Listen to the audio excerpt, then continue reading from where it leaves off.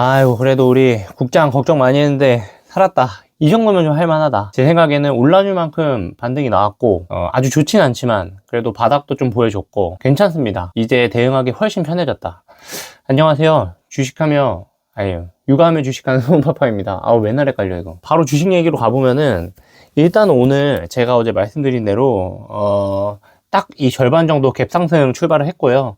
맞췄다고 또 뭐 좋다고 게시글에 올리고 이랬는데 자랑보다도 사실 이 정도는 예상할 수 있었잖아요. 일단 원유 가격이 안정됐고 나스닥도 올랐기 때문에 쉽게 예상할 수 있는 바였는데 더 중요한 거는 대응이죠. 그래서 이제 어떻게 할 거냐, 이 낙폭의 절반을 보신다 그랬죠. 이런 게 또 차트에서 명확하게 드러나는 게 극복하느냐 못 극복하느냐를 눈을 뜨고 보고 있는 것 같아요. 제가 보기에는 그래서 이 정도면은 최근에 어떤 변동성에 비해서는 이건 그냥 갭 상승하고 그냥 하루 종일 그대로 있었다, 그 정도 흐름이거든요. 그래서 누가 댓글 남겨주셔가지고 이거 기술적 반등이냐, 이거 이렇게 올랐다가 다시 내리냐 이렇게 말씀드렸는데 제가 한 10시인가 뭐 그때 11시인가 제 생각에는 전강 후약일 것 같습니다 해서 한 중간까지는 야, 또 내가 맞았구나 뭐 그런 얘기를 생각을 하면서 가고 있었는데 다시 올랐습니다. 그러니까 처음에 강했다가 약했다가 강했다고 뭐 이렇게 보기는 힘든 것 같고, 제가 보기엔 이 정도 변동폭은 그냥 뭐 지지부진하다 끝났다. 일본 보시면 다시,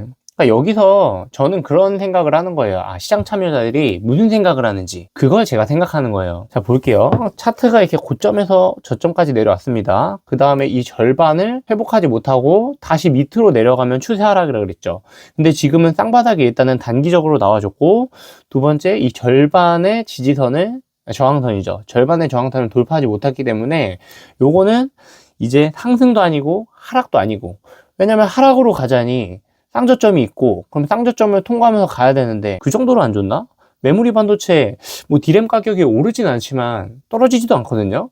지금 상당히 높은 상태입니다. 그 상태로 계속 유지만 돼도 삼성전자, SK 하이닉스 돈 엄청 잘 벌 수 있어요. 첫 번째 있는 거고, 두 번째는 이때 떨어질 때 무슨 얘기 했습니까? PER 얘기 같은 거 했죠. PER 8배래요 5천이.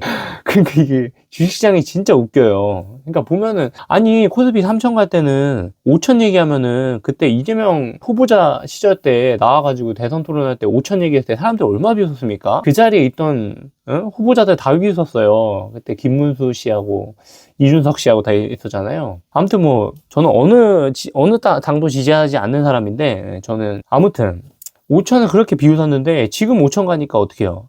싸다 그러고 사는 거예요. 왜? PER 8배거든. 싸잖아. 아니, 돈 잘 버는 주식인데, 기업인데, 코스피 사야지. 네, 이런 거 보면 참 웃깁니다. 아무튼 두 가지가 있는 거예요. 그래서 하락으로 가자니 상당히 부담스럽고, 그렇다고 상승 가자니, 야, 6,300. 이야, 6,300이면 지금 2,400부터 6,300 왔으면 그럼 7,000 가? 야, 그러면 7,000 가면은 지수가 3배 난다고? 이 짧은 기간에? 그건 너무 부담스러운데? 뭔가 이상하지 않아? 이런 생각을 하는 거죠. 오랜 투자 경험을 가진 분들일수록 이 엄청 높은 지수에 대한 경계감이 상당히 있으신 것 같더라고요. 제가 뭐 되게 좋아하시는 분들, 유튜버들 주식 공부할 때 뭐 이렇게 봤던 유튜버분들 보시면은 생각보다 좀 더 보수적이라는 그런 생각을 했어요. 사실은 차트적으로도 괜찮고 기업 이익 잘 벌고 스토리가 없냐, 그래서 코스피에 스토리가 왜 없어요? 조선이 얼마나 좋아요, 원전 얼마나 좋아요, 또 뭐 있지? 반도체 스토리 좋고 로봇 있고 제약바이오도 좋잖아요. 그러니까 사실은 못 가리고가 전혀 없을 것 같은데 너무 올라온 면이 있기 때문에 아무튼 비중 조절을 하면서 가시려는 그런 움직임이 나타나고 있는 것 같습니다. 그리고 또 코스피만 보여드리니까 코스닥은 또 약간 소리 내는 것 같아서, 코스닥도 그런 흐름이 비슷합니다. 그래서 저번에도 말씀드렸지만 코스닥은 코스피보다 더 강한 흐름처럼 저는 보여요. 네, 차트적으로는 지금 보시면은 낙폭의 절반 위에서 놀고 있죠. 근데 다만 얘는 이쪽에서 많이 버벅였잖아요. 네, 그러니까 여기가 이제 저항선인 거고, 이 저항선이니까 저항선을 오래 돌파하지 못한 저항선일수록 뚫기가 더 어려운 거고, 그래서 많은 거래량이 필요한 거고, 그래서 많은 거래량이 실리면서 그걸 돌파했을 경우에는 더 강하게 슈팅이 나온다. 여러분들 그런 정도 이제 차트에서 공부하실 때 알아두시면 좋을 것 같고, 제가 보기에는 코스피보다 코스닥이 훨씬 강한 흐름처럼 저는 느껴집니다. 뭐 오늘은 더 뭐 음목 나왔지만 뭐 그 정도는. 예. 그래서 상위 종목을 좀 보면요, 그러니까 뭐 여지없이 여러분들 다 아시는 거예요. 삼성전자, 하이닉스 좋은 거 모르는 사람이 있었나요? 주도주인 거 모르는 사람이 있었나요? 우리 기술 좀 특이했죠. 이제 원전인데 원전에서도 원전 장비, 그러니까 원전을 지으면서 수혜를 받을 수 있는, 지으면서 실적이 찍힐 수 있는 우리 기술, 우진, BHI, 성광밴드, 뭐 유명한 종목 몇 개 있죠. 현대건설도 이제 원전이고요. 두산 에너빌리티 원전이네요. 그러니까 원자력이라는 게 유가가 안정되지 못하면 유가가 이렇게 출렁일 수 있다는 거를 통해서 많은 사람들이 원전에 대해서 이제 또 러브콜을 보내고 있다고 합니다. 그러면은 주가가 당연히 반응하겠죠. 유가의 영향이 좀 있었다. 삼성전자 우 넘어가고, K뱅크는 신규 상장 종목이고요. 현대차 로봇이랑 엮여서 뭐 개인 투자자들 워낙 시총 크니까 있는 것 같고, 하나 에어로스페이스, 하나 시스템, LIG 넥스원 다 방산이고요. 한미반도체 또 반도체죠. 한미반도체랑 테크윙인데 요거는 이제 둘 다 반도체 중에서도 상당히 지금 강한 모습을 보이고 있는데, 돈을 잘 버니까 얘네들이 설비 투자를 하지 않겠느냐, 그러면 누가 가장 수혜를 입을 것인가, 이런 측면에서 찾다가 한미반도체랑 테크윙이랑 이 두 종목은 사실은 오늘만 그런 게 아니고 최근 흐름이 계속 좋았어요. 계속 말씀드리지만 이런 변동성 장에 아웃퍼폼하는 애들, 이런 애들을 거래하셔야 됩니다, 여러분들. 이런 애들로 종목 교체를 하셔야 되고요. 그 말씀 드리고, 에코프로 2차전지 좀 강했는데 뭐 이게 상승폭이 크진 않고 어쨌든 거래는 많이 일어난 것 같고, 삼성전기 MLCC가 뭐 또 데이터 센터에서 뭐 중요하다고 해서 삼성전기를 잘 알지는 못하는데 MLCC가 아무튼 많이 필요하다고 합니다. 엑스비스 신규 상장이었던 것 같고, 주성 엔지니어링도 한미반도체랑 유사한 거고, 성우전자 반도체, 미래에셋증권, 요거는 스페이스X 관련주. 스페이스X 관련주는 제가 계속 말씀드리지만 스페이스X는 올해 그렇게 꺾일 것 같지 않아요. 그 관련 종목이 엄청나게 많거든요. 제가 이전 영상에 스페이스X 달아드렸는데 그 종목 분석한 꼭 영상 한번 보시고 참고하시면 좋겠습니다. 거기에 종목 얘기도 했고, 또 궁금하신 분들은 댓글로 남겨주시면 최근에 스피어라는 종목이 많이 올라왔죠. 뭐 그렇게 이제 강하게 올라오는 애들, 스페이스X 관련된 강하게 올라가는 테마니까 보셔야 되고, 광통신은 뭐 이제 광케이블 뭐 GPU 연결해 주는 거 뭐 그런 쪽인 것 같고, 디아는 현대차 관련된 이제 자동차 같이 올라가는 것 같고요.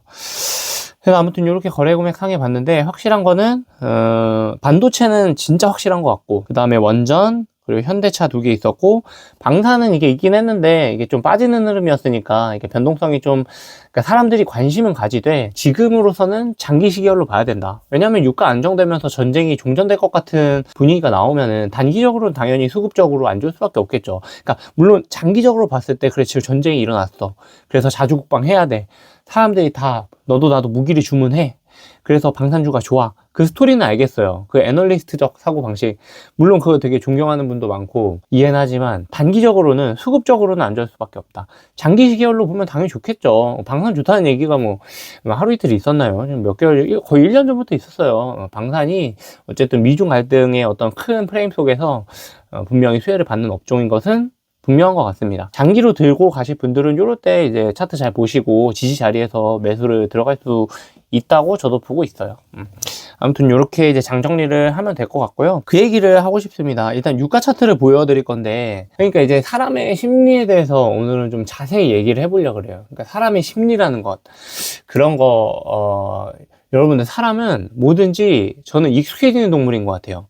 적응의 동물이다, 이런 말 하잖아요.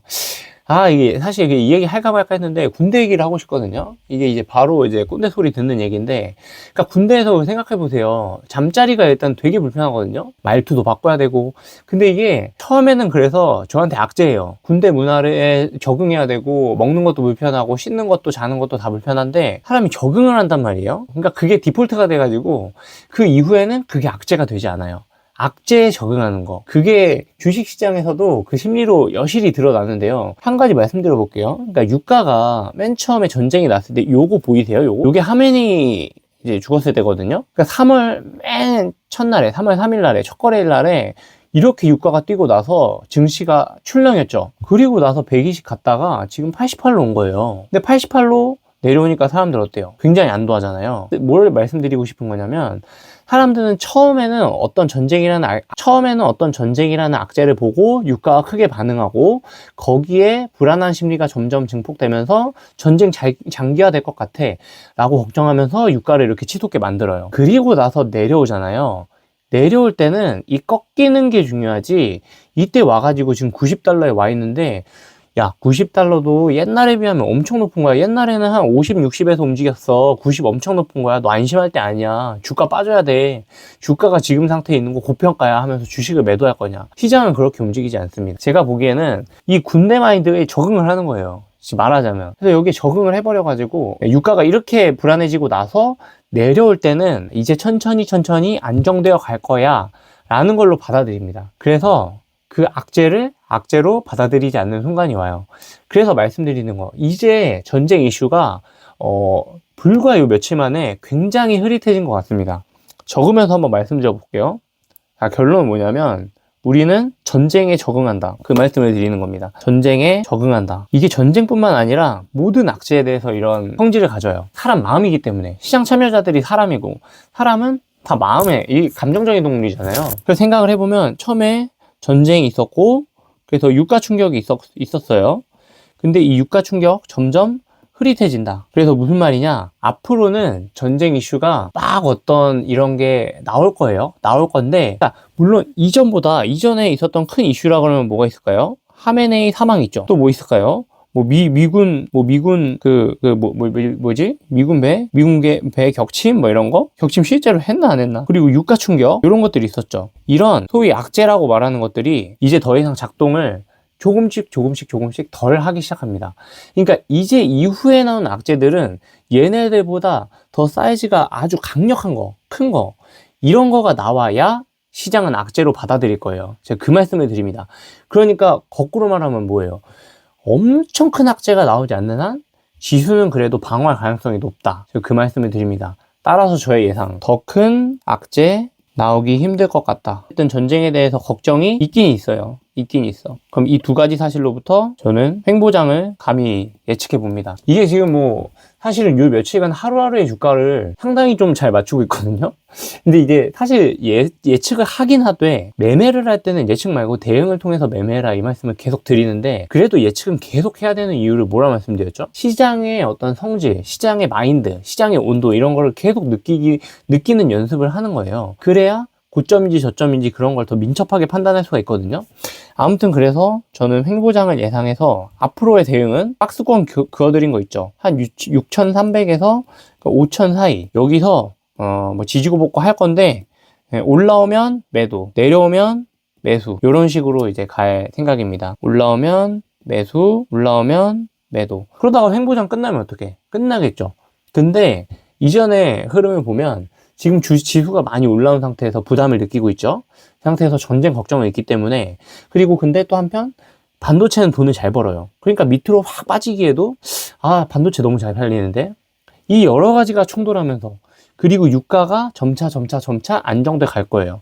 G7에서 비축류도 푼다고 했고 이런저런 대책을 세우잖아요. 그래서 당분간 횡보장으로 그래도 한두 달 정도는 가지 않을까. 일단은 한 달 정도? 그러니까 3월 일단 한 달 정도 이런 스탠스로 가져가 보시고, 그래서 해지 거래가 되게 유의미할 것 같습니다.